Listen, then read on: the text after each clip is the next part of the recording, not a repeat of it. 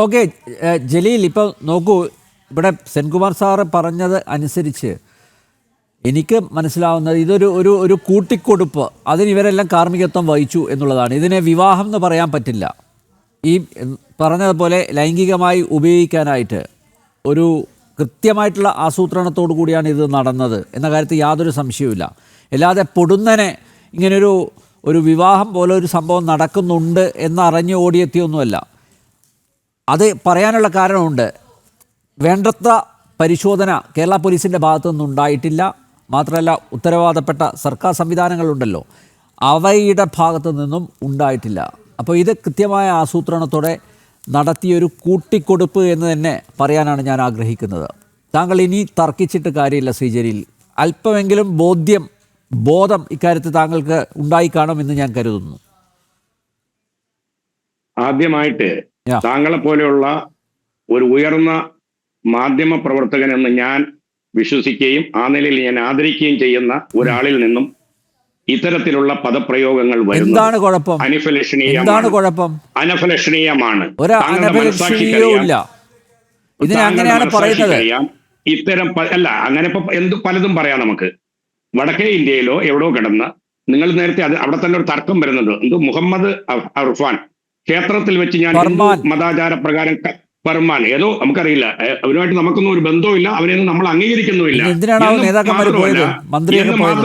എന്ന് മാത്രമല്ല ആ നിലയിലുള്ള ഒരു പെൺകുട്ടിയെ ഒരു അച്ഛന്റെയും അമ്മയുടെയും പ്രിയ, അതിനാളെ ചർച്ചയിൽ തന്നെ വളരെ ഹൃദയവികാരത്തോടെ പറഞ്ഞ ഞാനും പെൺമക്കളുടെ അച്ഛനാണ്, പിതാവാണ്.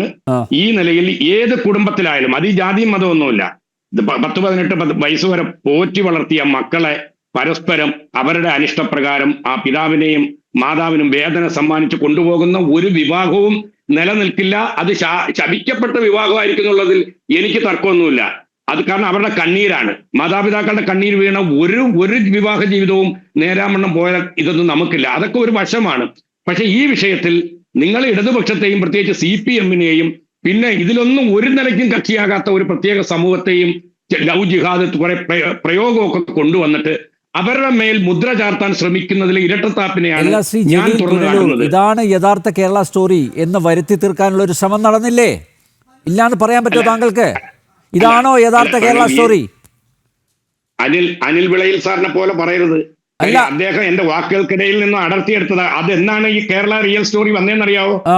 കേരളം എന്ന് പറയുന്നത് ഹിന്ദു പെൺകുട്ടികളെ നിർബന്ധിച്ച് കൊണ്ടുപോയി അവരുടെ വായിൽ ബീഫ് അടിച്ചു കയറ്റുന്ന ഒരു ചിത്രം കാട്ടിക്കൊണ്ട് വടക്കേ ഇന്ത്യയിൽ കേരളത്തെ സംബന്ധിച്ചും കേരളത്തിന്റെ മതനിരപേക്ഷ സംസ്കാരത്തെയും പാരമ്പര്യത്തെയും വികൃതമായി ചിത്രീകരിക്കുന്ന ഒരു അവസ്ഥ വന്നപ്പോഴാണ് നമുക്ക് പറയേണ്ടി വന്നത്. ഇതൊക്കെയാണ് കേരളത്തിലെ സ്റ്റോറി എന്ന് പറയുന്നത്. ആദ്യ പാർട്ട് വന്ന സമയത്ത് വലിയ പ്രതിഷേധമായിരുന്നല്ലോ ഇവിടെ. അല്ലാതെ പറയാൻ പറ്റുമോ താങ്കൾക്ക്? അല്ല, അതിലെന്തെങ്കിലും വസ്തുതയുണ്ടോ? അല്ല, വസ്തുതയില്ലേ? കേരളത്തിൽ നിന്ന് കൊണ്ടുപോയിട്ടില്ലേ? കേരളത്തിൽ നിന്ന് ഹിന്ദു പെൺകുട്ടികളെ, ക്രിസ്ത്യൻ പെൺകുട്ടികളെ കൊണ്ടുപോയിട്ടില്ലേ? IS-ലേക്ക് കൊണ്ടുപോയിട്ടില്ലേ? ഇല്ലാന്ന് പറയാം. IS-ലേക്ക് കൊണ്ടുപോയിട്ടില്ലേ? മതപരിവർത്തനം നടത്തിയിട്ട് താങ്കൾ ഇവിടെ ഒന്നല്ലേ ജീവിക്കുന്നത്? ജലീൽ പുനലൂർ പാകിസ്ഥാനിലാണോ? താങ്കൾക്ക് ഇതൊന്നും അറിയില്ലേ? എവിടെ നടന്നു? ഒക്കെ ചങ്ങായിമാരാ. കേരളത്തിലെ ഞങ്ങളുമായിട്ടുണ്ട് ബന്ധം, IS ഞങ്ങളുമായിട്ടുണ്ട് ബന്ധം.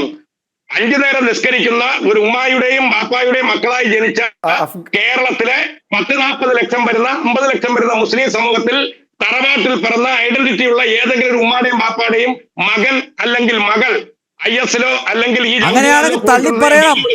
അത്തരക്കാരെ തള്ളിപ്പറയണം ജലീൽ പുനലൂർ. അതിനുള്ള ആർജവം കാണിക്കണം. ആരെങ്കിലും തള്ളിപ്പറഞ്ഞിട്ടുണ്ടോ ഇവരെയൊക്കെ? ആര് പറഞ്ഞു? ഒരാളും പറഞ്ഞിട്ടില്ല. ഏതെങ്കിലും ഒരു സ്റ്റേറ്റ്മെന്റ് കാണിച്ചതാ താങ്കൾ?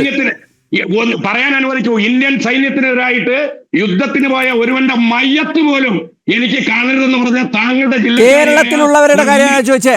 INL-ന്റെ പ്രസ്താവന വന്നോ? മുസ്ലിം ലീഗിന്റെ പ്രസ്താവന വന്നോ? ജമാഅത്തെ ഇസ്ലാമിയുടെ പ്രസ്താവന വന്നോ?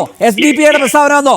ഇവിടുന്നല്ലേ കൊണ്ടുപോയത് IS-ലേക്ക് റിക്രൂട്ട് ചെയ്ത്? താങ്കൾ അറിയില്ലേ? ആരെങ്കിലും അതിനെതിരെ രംഗത്ത് വന്നോ? നിങ്ങളുടെ സമുദായത്തിൽപ്പെട്ട, നിങ്ങളുടെ മതത്തിൽപ്പെട്ട ആരെങ്കിലും വന്നോ? ഇത്തരക്കാരെ ഞങ്ങൾ അംഗീകരിക്കുന്നില്ല എന്ന് തുറന്നു പറയാനുള്ള ആർജവം കാണിച്ചോ? ഇല്ല ജലീൽ, കാണിക്കില്ല. നിങ്ങളൊക്കെ ഇതിന് സപ്പോർട്ടാണ്, പൂർണ്ണ പിന്തുണ നൽകുന്നവരാണ്, ഒരു സംശയവുമില്ല. ചിരിച്ചാ പോരാ ശ്രീ ജലീൽ, താങ്കൾ യാഥാർത്ഥ്യം മനസ്സിലാക്കണം. കേരളത്തിലാണ് ഇത് നടന്നത്. കേരളത്തിൽ എന്തും നടക്കും. അതുകൊണ്ടാണല്ലോ ഈ ഒരു വിവാഹം എന്ന് പറയുന്ന ഒരു സംഭവം, ഞാൻ പറഞ്ഞല്ലോ, കൂട്ടിക്കൊടുപ്പിന് കാർമ്മികത്വം വഹിക്കാൻ ഓടിപ്പോയത് മന്ത്രിയും അതുപോലെ ഒരു പാർട്ടിയുടെ സംസ്ഥാന സെക്രട്ടറിയും രാജ്യസഭ MP-യും. നിങ്ങൾക്ക് വേറൊരു അജണ്ടയാണ്. ആ അജണ്ട കേരളത്തിലെ ജനങ്ങൾ തിരിച്ചറിയുന്നുണ്ട് ജലീൽ പുനലൂർ. അതുകൊണ്ട് എന്നും ഇങ്ങനെ ചിരിക്കാൻ പറ്റില്ല.